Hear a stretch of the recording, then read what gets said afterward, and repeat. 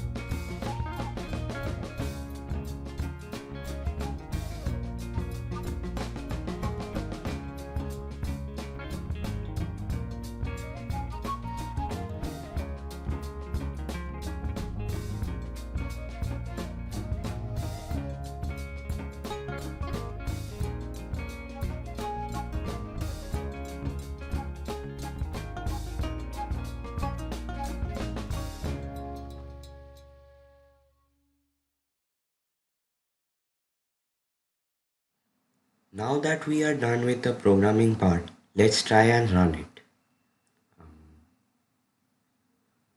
Here I'll be choosing 5 rooms. Yeah. Oh, looks like there is some mistake in the code. Let's see.